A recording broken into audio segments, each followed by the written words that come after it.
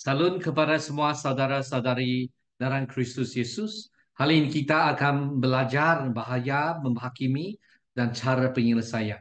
Dan kita akan menerokai Matius bab yang ke-7 ayat 1 sampai ke-12. Mari kita datang untuk berdoa. Tuhan Bapa di surga, kami meminta supaya Roh Kudus bekerja antara kami, supaya kami boleh memahami firman-Mu. Dalam nama Kristus Yesus kami berdoa bersama. Amin.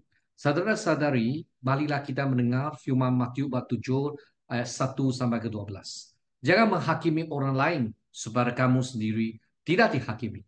Kerana sebagaimana kamu menghakimi orang lain, demikianlah kamu akan dihakimi. Nah, ukuran yang kamu gunakan untuk menghakimi akan digunakan untuk menghakimi kamu. Mengapa engkau memperhatikan serumbar di mata saudaramu, sedangkan baru di matamu sendiri tidak engkau sedari? Bagaimana engkau dapat berkata kepada saudaramu, izinkan aku mengeluarkan selumban dari matamu, sedangkan ada barut di matamu sendiri? Hai orang munafik, keluarkanlah dahulu barut dari matamu sendiri. Barulah engkau dapat melihat dengan jelas untuk mengeluarkan serumban dari mata saudaramu. Jangan belikan anjing apar yang suci. Jangan lebihkan mutiara kepada batu. Jika kamu berbuat demikian, mereka mungkin akan menginjak-injaknya, lalu berbalik dan mencapik-capik kamu. Mintalah, maka akan diberikan kepadamu. Carilah, maka akan mendapat. Ketuklah, maka pintu akan dibuka bagimu. Karena setiap orang yang meminta, menerima, dan setiap orang yang mencari, mendapat, dan setiap orang yang mengkutuk, baginya pintu dibukakan. Adakah seorang daripadamu yang membeli patu kepada anaknya jika ia meminta roti, atau membeli ura jika ia meminta ikan? Jadi jika kamu yang jahat tahu membeli pemberian yang baik kepada anak-anakmu, apalagi papamu yang di surga, ia akan memberikan yang baik kepada mereka yang meminta kepadanya.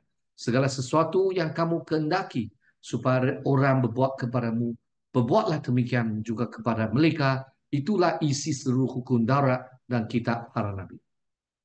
Kita bukan saja boleh jatuh ke dalam dosa, menghakimi dengan mengkutuk orang yang tidak bersalah, tetapi juga dengan mengkutuk orang yang bersalah pada tahap yang lebih tinggi daripada yang sepatutnya.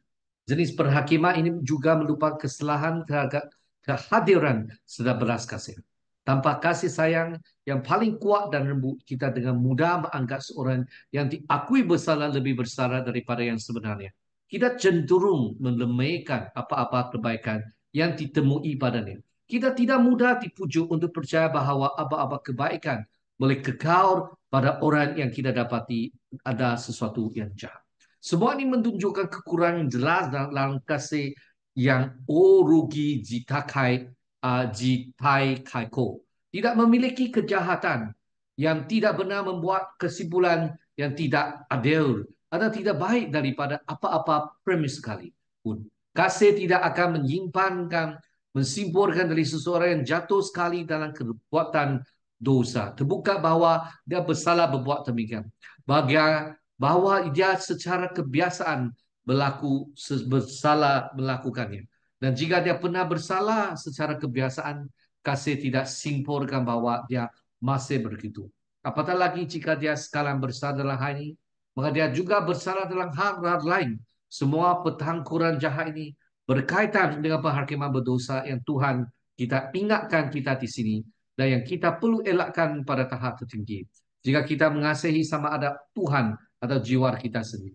Penghakiman yang berdosa, seperti yang kita lihat, adalah hasil dari kekurangan kasih sayang. Ketika kita gagal untuk melihat orang lain dan kasih sayang, kita cenderung untuk menilai mereka berdasarkan tindakan masa lalu mereka atau menganggap mereka lebih bersalah daripada yang sebenarnya.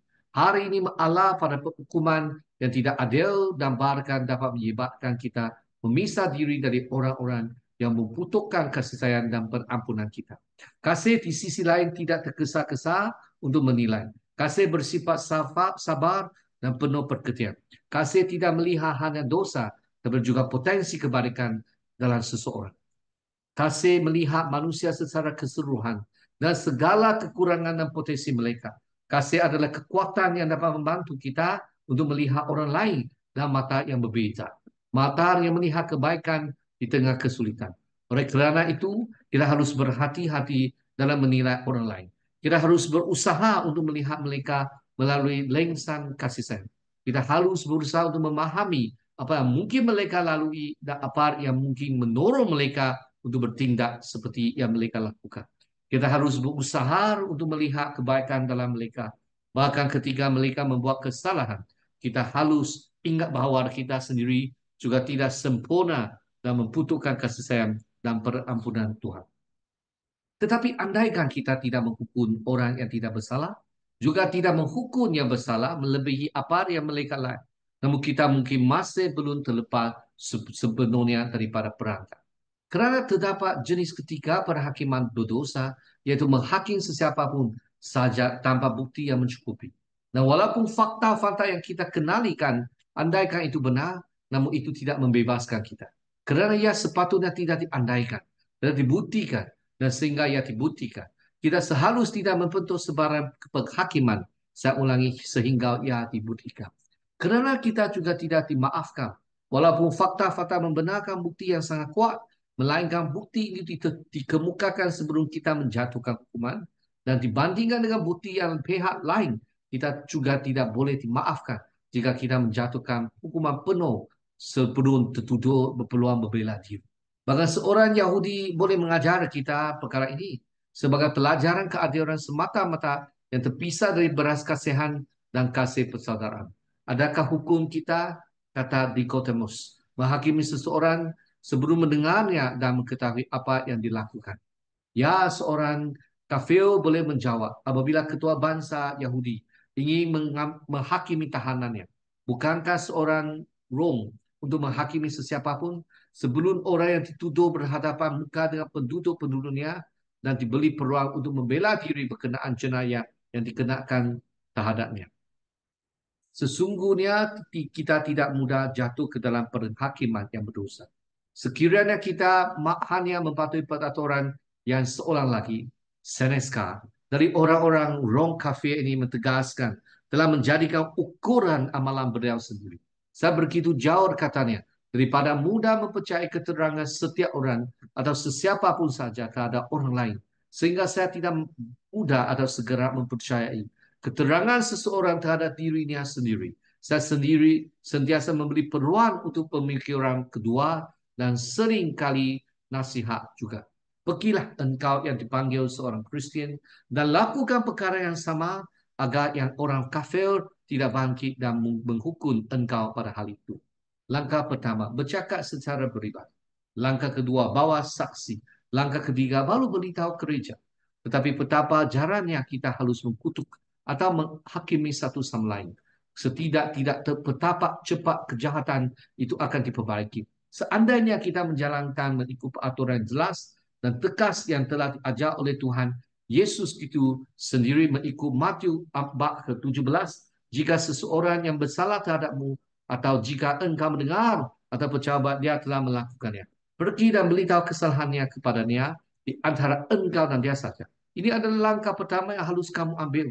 Tetapi jikalau dia tidak mendengar, bawalah satu atau dua lagi, sebab atas ketegangan atau dua atau tiga orang saksi, setiap perkara dapat ditegurkan. Ini adalah langkah kedua. Jika dia mau mendengar mereka, sampaikanlah kepada jemaat. Sama ada kepada penyirah jemaat atau kepada seluruh jemaat. Engkau telah melakukan bahagianmu. Kemudian kamu juga jangan fikirlah lagi, tetapi serahkan semuanya kepada Tuhan.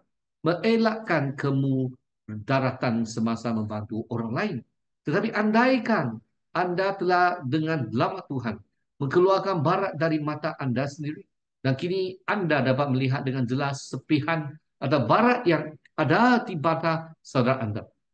Namun berhati-hati agar Anda tidak menerima kecederaan sendiri dalam usaha membantu dia.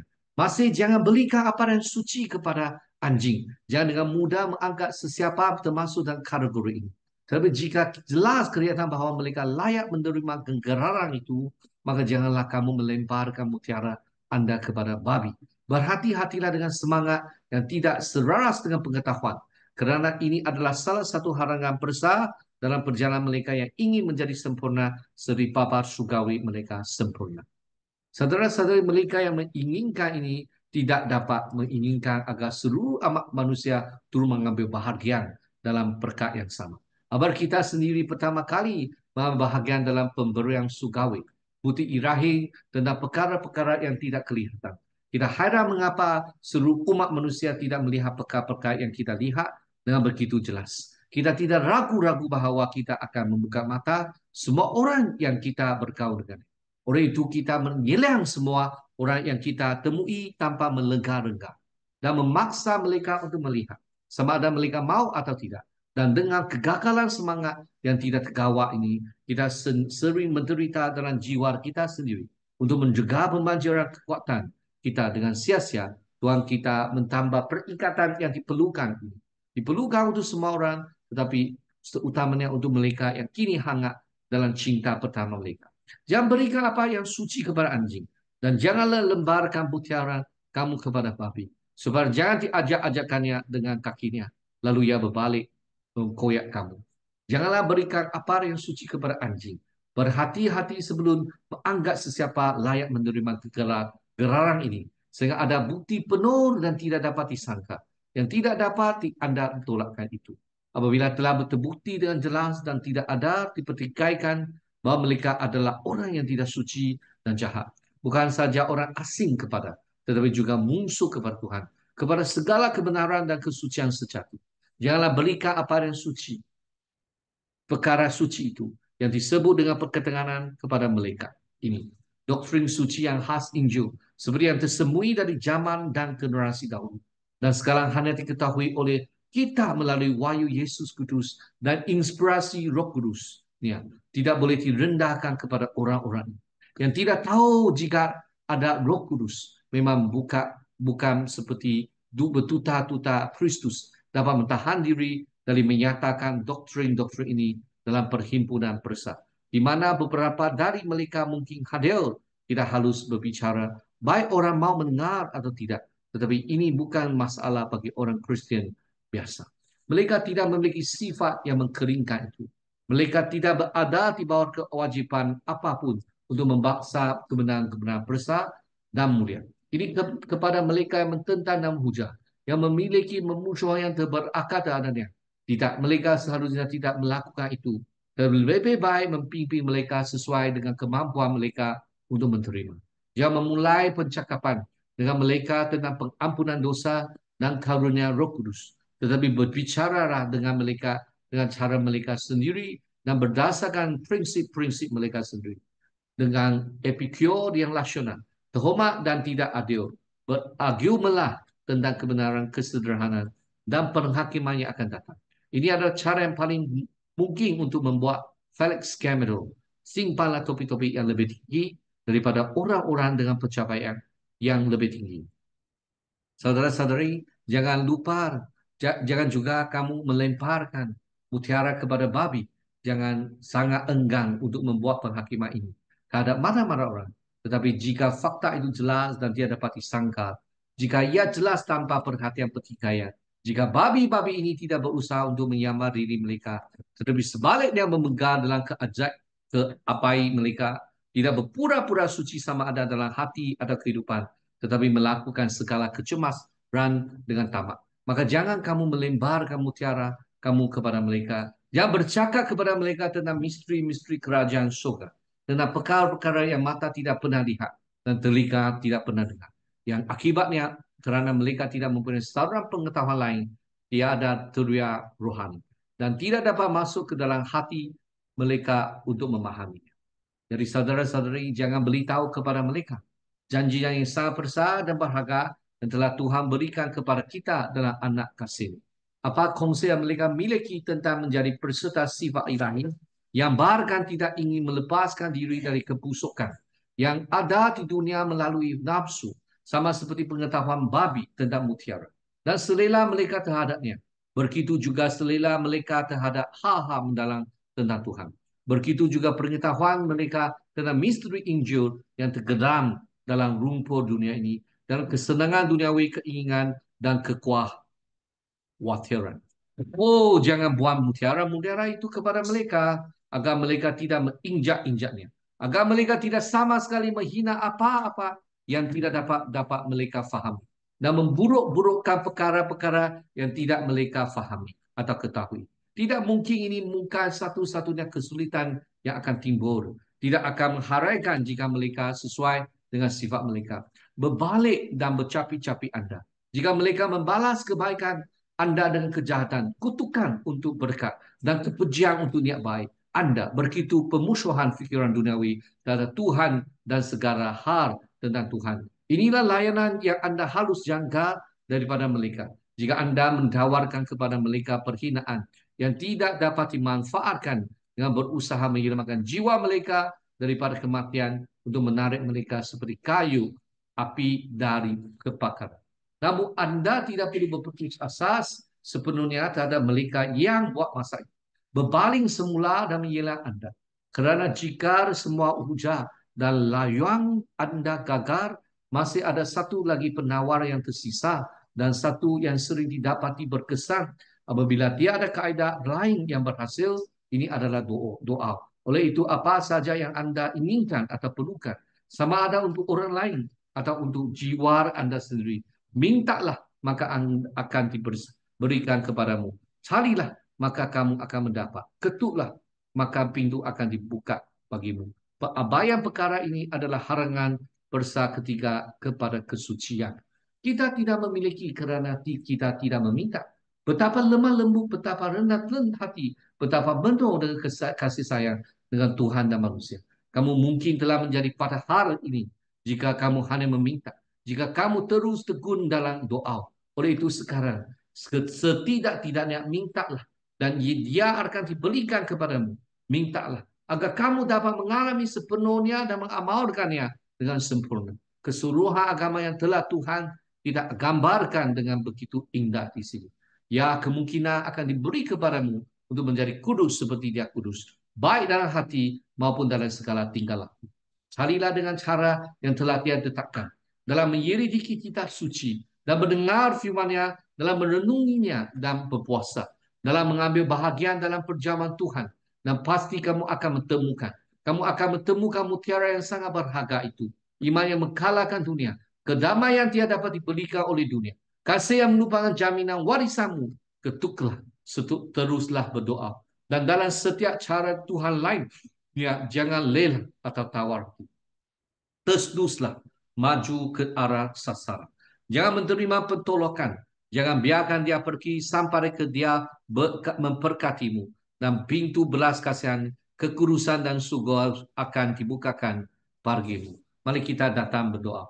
Tuhan Bapa di surga, kami berdoa supaya kami ada hikmat daripada Tuhan.